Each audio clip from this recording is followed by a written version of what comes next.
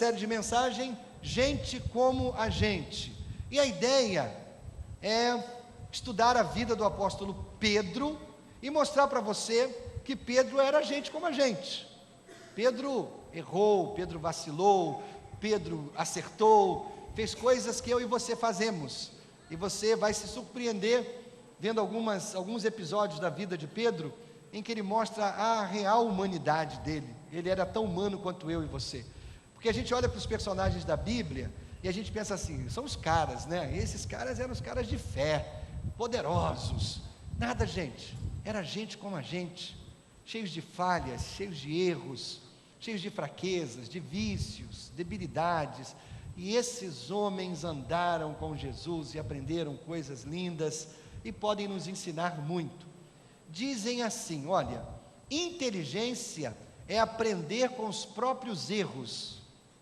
Sabedoria é aprender com o erro dos outros. Legal isso, né? Então a gente lê e vê os erros que outras pessoas cometeram e a gente diz assim, caramba, eu não quero cometer os mesmos erros.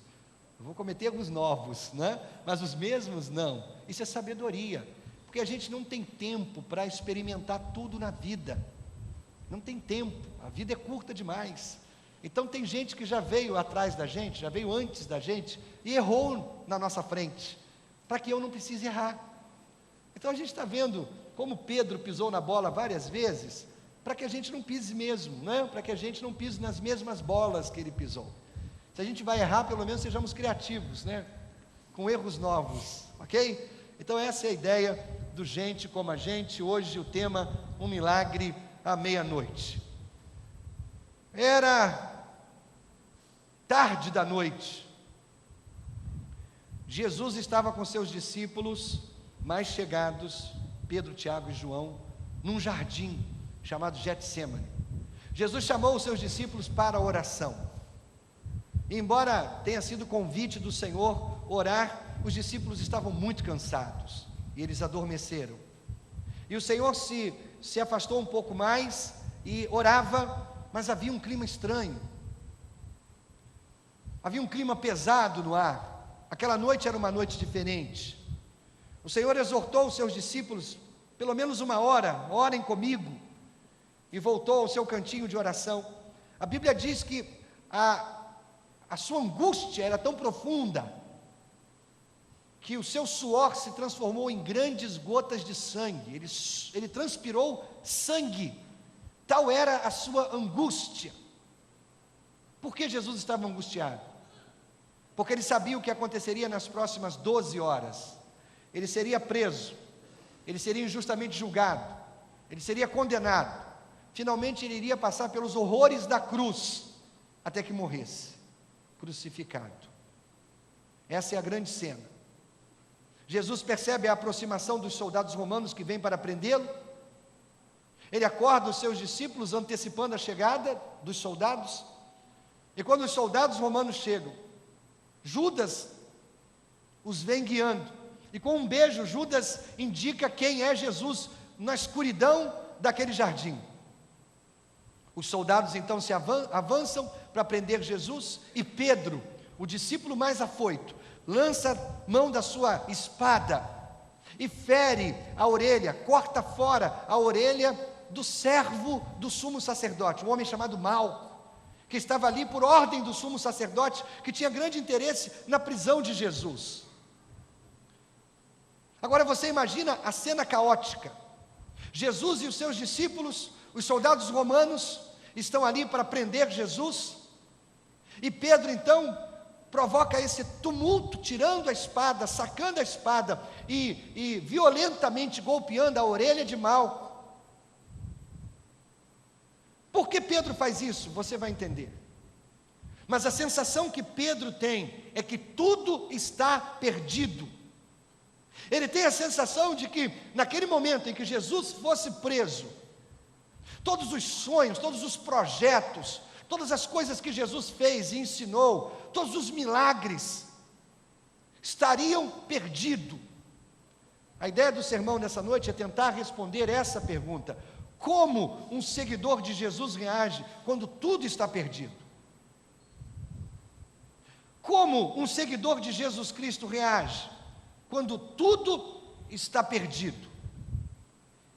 Essa é uma questão focada nessa história de Pedro, nesse episódio.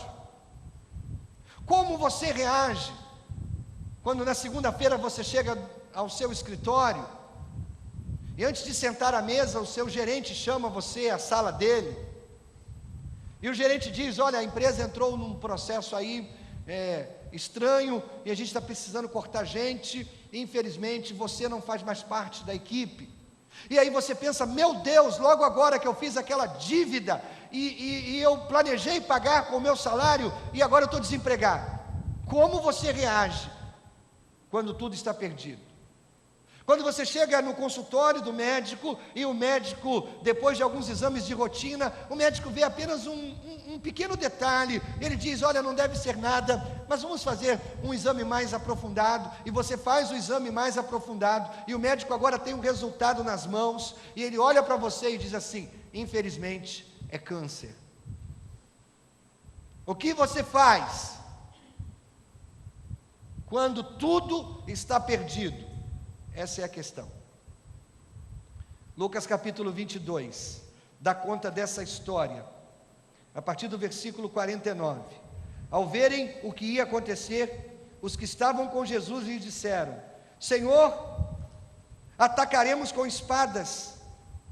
E um deles feriu o servo do sumo sacerdote, decepando-lhe a orelha direita. Jesus, porém, respondeu: basta!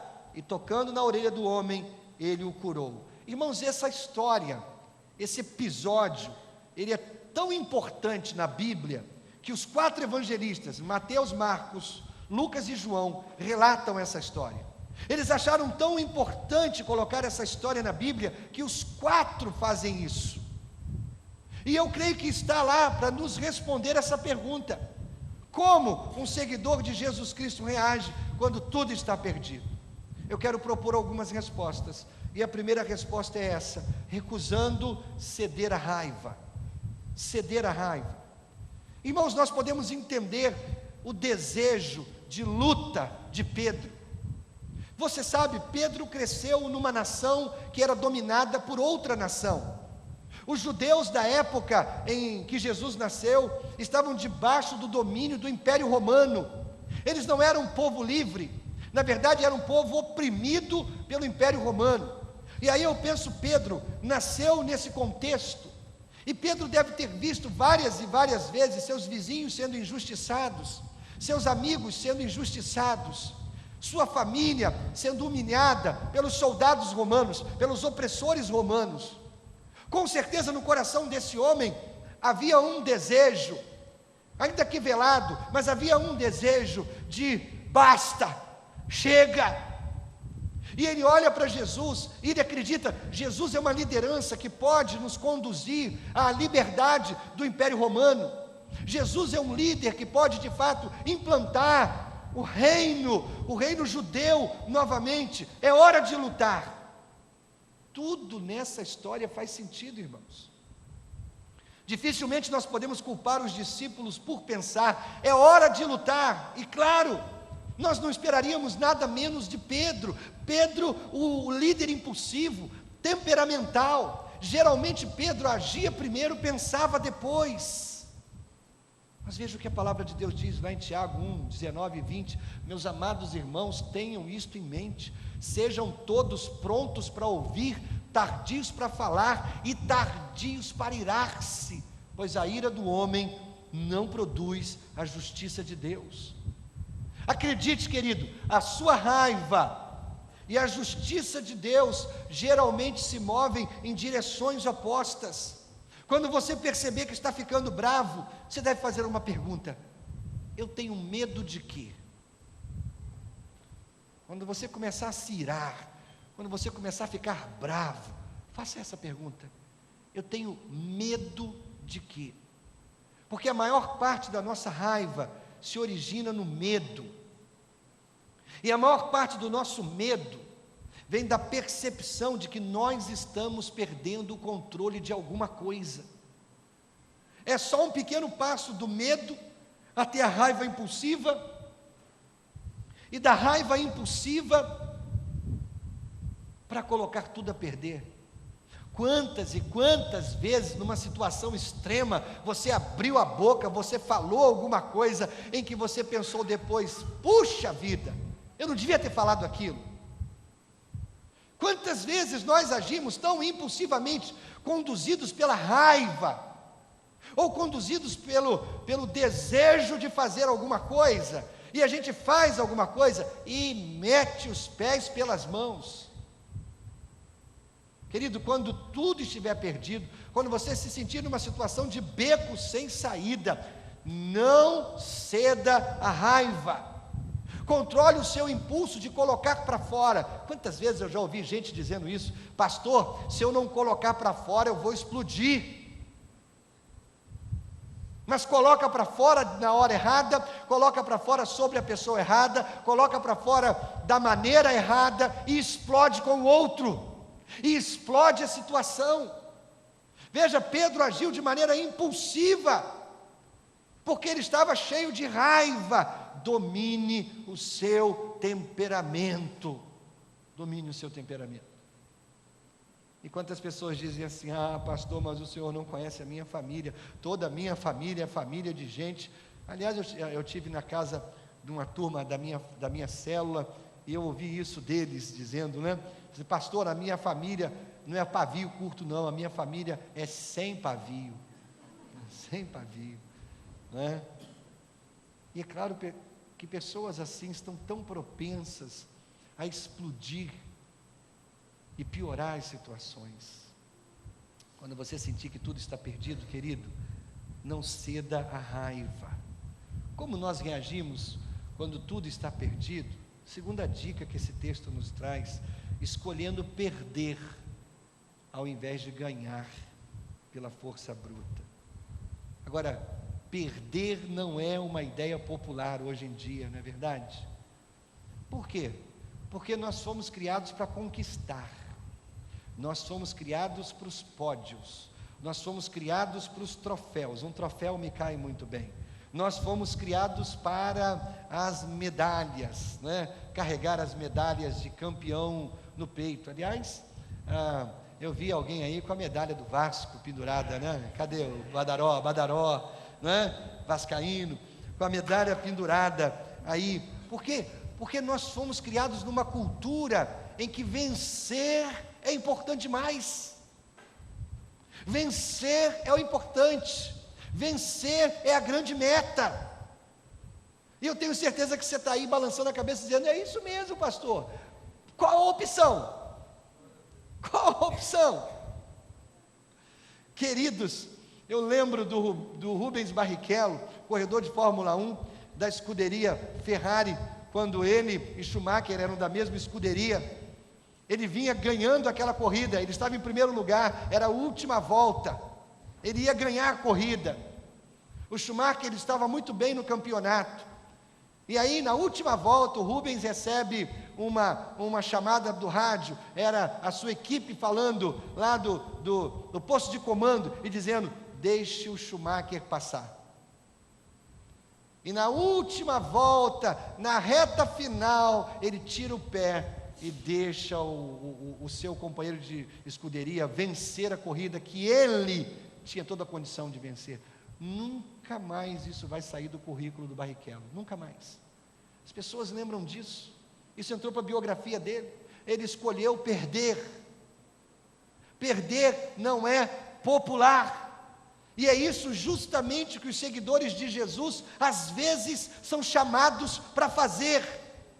Queridos, no reino de Deus, os valores do mundo são girados de cabeça para baixo. Vou citar para você algumas coisas que atestam isso. A Bíblia ensina: aquele que quiser salvar a sua vida deve perdê-la. A Bíblia ensina: tome a sua cruz e siga-me. A Bíblia ensina o que lucrará um homem ganhando o mundo inteiro e perdendo a própria alma. A Bíblia ensina: aquele que quiser ser o primeiro entre vocês deve ser o servo de todos. A Bíblia ensina: quem ama a sua vida, perdê-la-á.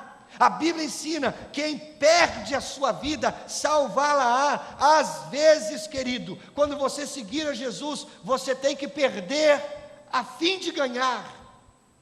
É isso que Jesus quer dizer quando disse para Pedro, em Mateus 26, no relato do mesmo episódio: guarde a espada, pois todos os que a empunham a espada, pela espada morrerão.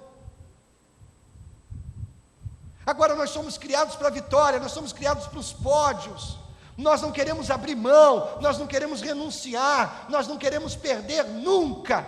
Mas às vezes é didático, às vezes é de Deus, às vezes é do céu que eu e você percamos. Nós não podemos realizar a obra de Deus, o trabalho de Deus, a vontade de Deus, tiranizando pessoas, submetendo pessoas. Quando nós tentamos esse método, nós podemos até produzir resultados a curto prazo, mas sempre se voltará contra nós no fim, porque a atração pela força bruta significa que nós realmente não acreditamos e não confiamos em Deus. Se nós confiamos em Deus, nós tentaríamos ou nós não tentaríamos resolver as coisas pelas nossas próprias mãos. Jesus continua dizendo para Pedro: você acha que eu não posso pedir ao meu Pai e Ele colocaria imediatamente à minha disposição mais de 12 legiões de anjos? Jesus tinha à sua disposição o céu inteiro, que poderia descer e massacrar aqueles soldados naquele momento. Por que Ele não usou isso? O versículo 54 diz que Jesus não solicitou a ajuda dos anjos, porque Ele sabia que a sua prisão era necessária para cumprir o plano de Deus. Ele diz assim: as coisas deveriam acontecer dessa forma. Às vezes o plano de Deus é que eu e você percamos. É isso mesmo. Eu não culpo Pedro por não compreender completamente essas palavras. Não culpo você se você não compreendê-la completamente. Mas acredite, querido, algumas derrotas na sua vida foram providência de Deus. Foi mão de Deus. Agora, com Jesus, quando o mal parece estar vencendo, o que Jesus faz? Calmamente Ele se submete, porque Ele sabe que no fim a vontade de Deus será feita. O bispo anglicano J.C. Riley explica isso dessa maneira: Ele não morreu porque Ele não podia lidar com isso.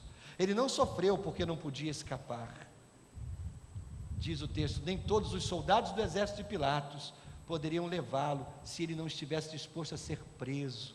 E diz mais: eles não podiam ferir um fio de cabelo de sua cabeça se ele não lhes desse permissão. Você entende?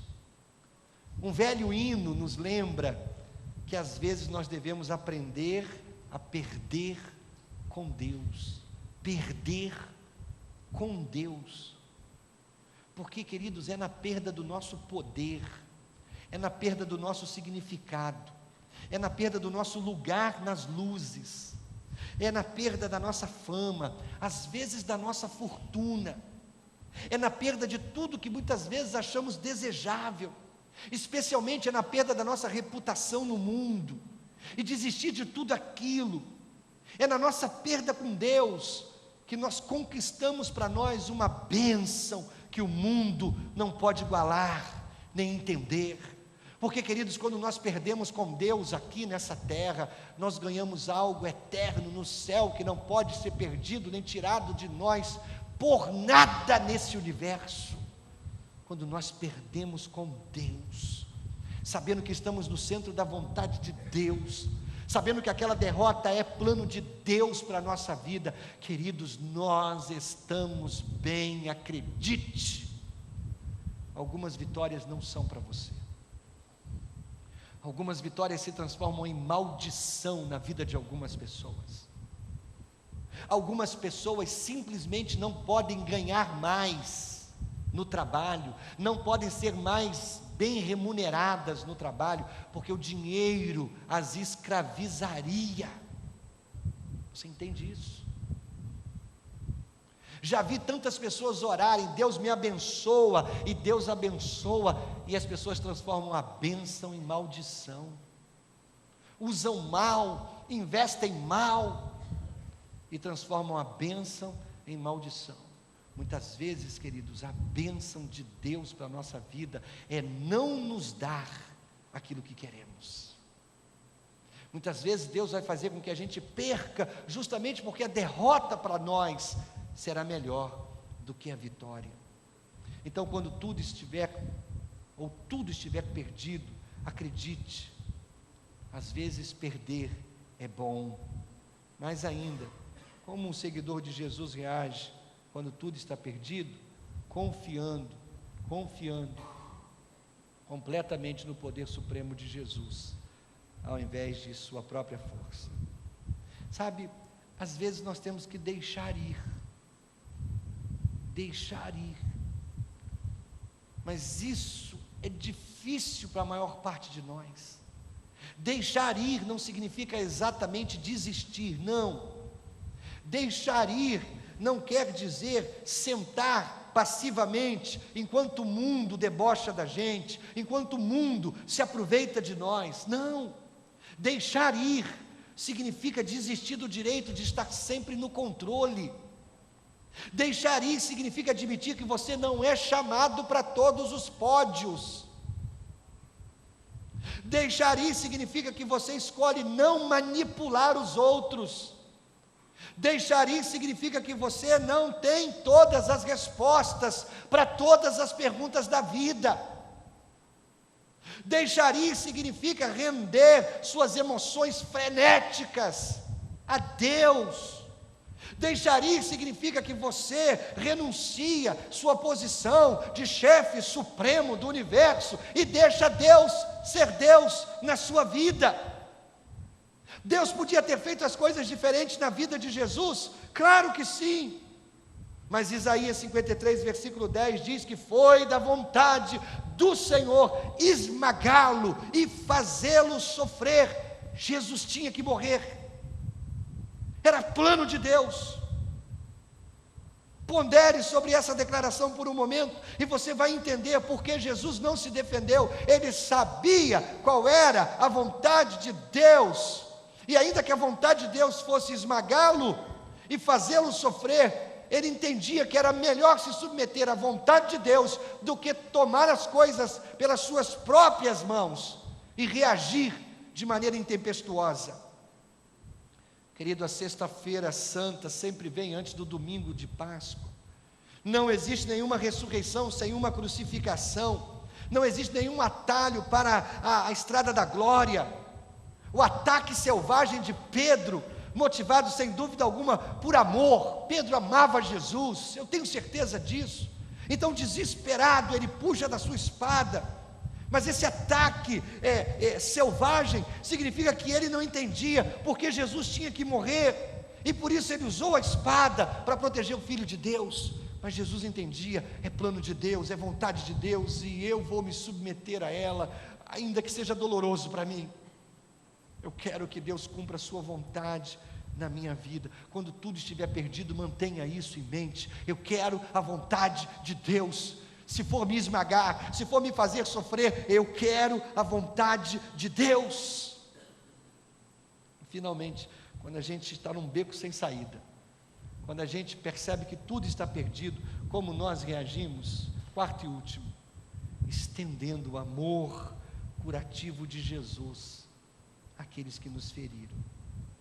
Depois que Jesus reprova Pedro pelo ataque a Malco, o empregado do sumo sacerdote, Jesus faz um milagre surpreendente. Ele restabelece a orelha daquele homem. Lucas 22, 51 diz: Jesus, porém, respondeu: basta! E tocando na orelha do homem, ele o curou. Pedro fez o que todos nós tendemos a fazer quando nós estamos feridos e assustados. Pedro avançou, cheio de confusão, raiva, batendo, ferindo todos que estavam à sua frente. Parece a coisa natural a fazer, não é verdade? Bata de volta, acerte as contas, faça alguém pagar, tome vingança com as suas mãos, machuque as pessoas, da mesma maneira que as pessoas machucaram você. O cantor gospel Thales deu uma entrevista num desses canais do YouTube, dizendo: eu digo para o meu filho, se ele apanhar na escola e chegar em casa chorando, eu vou dar nele, ele tem que revidar. Gente, que evangelho é esse? Que evangelho é esse? Mas até nesse caso, nós vemos a loucura da vingança. Por que atacar o empregado do sumo sacerdote? Ele estava ali só cumprindo ordens. Por quê? Agora Jesus fez o que só o Filho de Deus podia fazer. Ele curou a pessoa que veio para feri-lo. Ele curou quem veio feri-lo. Agora você pode imaginar, e se Pedro tivesse sucesso? Eu e você temos domínio de toda a história. Então vamos inventar que Pedro tivesse sucesso, que o ataque dele fizesse com que os soldados romanos fugissem.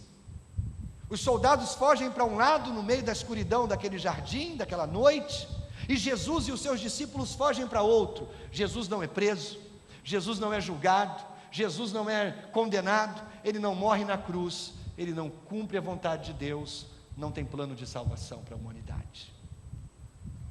Agora você entende que eu e você temos o domínio da história? E nós podemos ver como ela se desdobraria se Pedro tivesse sucesso. Mas Pedro está no meio da confusão, ele não sabe o que vai acontecer, ele nem sabe qual é o plano de Deus. Então, querido, muitas vezes, aliás, praticamente todas as vezes na vida, a gente está no meio da confusão, e a gente pensa: temos que reagir, temos que fazer, temos que tomar pelas nossas mãos, temos que tomar o controle de volta. Querido, não faça isso. Deixa Deus ser Deus na sua vida. E como é que você faz isso? Você paga o mal com o bem. Você continua fazendo aquilo que é certo. Você age da maneira certa, mesmo sendo do outro lado as pessoas que querem ferir você, mesmo do outro lado tendo pessoas que querem o seu mal. Faça a coisa certa, faça a coisa certa. Isso nos traz as palavras finais de Jesus antes de ser preso. João conta a mesma história de outro ponto de vista, e João diz que Jesus disse a Pedro: guarde a espada, acaso não haverei de beber o cálice que o Pai me deu? Jesus estava sempre no controle. Até na escuridão daquele jardim, naquela noite, cercado por soldados que vieram prendê-lo, ele veio para beber o cálice do sofrimento, e ele o bebeu até a última gota. Jesus é levado naquela noite, os discípulos fogem, Pedro o acompanha de longe, suas mãos amarradas, como se ele fosse um criminoso. Ele agora vai enfrentar os seus acusadores. Em menos de 12 horas ele vai estar pregado numa cruz. Mas à medida que ele é levado, um homem esfrega a sua orelha, e ele lembra que Jesus o curou, e ele lembra que ele foi prender Jesus, e ainda assim Jesus o curou. Queridos, esse é o verdadeiro milagre esquecido da Páscoa. É o último milagre de cura de Jesus. É uma minúscula fatia de vida, um encontro à meia-noite, um pequeno milagre a caminho do grande milagre. Esse milagre é a revelação do coração de Jesus. Ele fez o bem o tempo todo.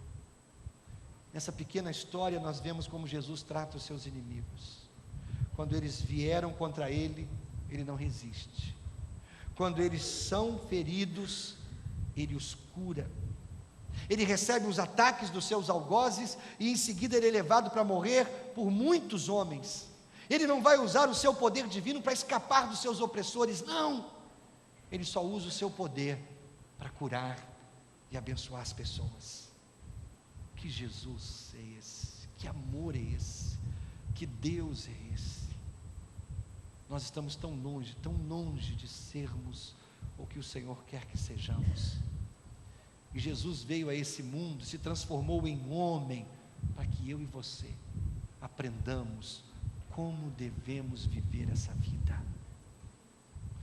Quando tudo estiver perdido, lembre de uma coisa: siga Jesus. Siga Jesus. Quando tudo estiver perdido, uma pergunta você deve fazer no fundo do seu coração: o que Jesus faria no meu lugar? O que Jesus faria no meu lugar? Curve sua cabeça, feche seus olhos. Siga Jesus. Siga Jesus. Pai, eu quero colocar a nossa vida em Tuas mãos. E é verdade, nós estamos tão longe de sermos quem o Senhor deseja que sejamos. E é por isso que nós oramos no nome precioso de Jesus. Ajuda-nos, Senhor, ajuda-nos, ajuda-nos. Quantos estão aqui nessa noite enfrentando situações como essa, em que tudo parece perdido? Quantos estão aqui nessa noite com a corda no pescoço, já não sabem mais o que fazer? Pai, mostra o caminho, mas acima de tudo, imprime nesses corações o desejo de continuar fazendo o que é certo, o desejo de não tomar o controle em suas próprias mãos, o desejo de fazer a Tua vontade, seja ela qual for. Dá-nos a Tua graça, a Tua bênção, Senhor, por favor. Sustenta-nos na força do Teu poder e ajuda-nos a viver o nosso dia a dia de uma maneira que honre o Teu nome. Leva-nos, Senhor, em paz para mais uma semana de vida. Que o amor de Deus, o Pai, a graça bendita do Filho Jesus e as consolações do Espírito Santo sejam com todos reunidos aqui, desde agora e para todo sempre. Amém, Jesus.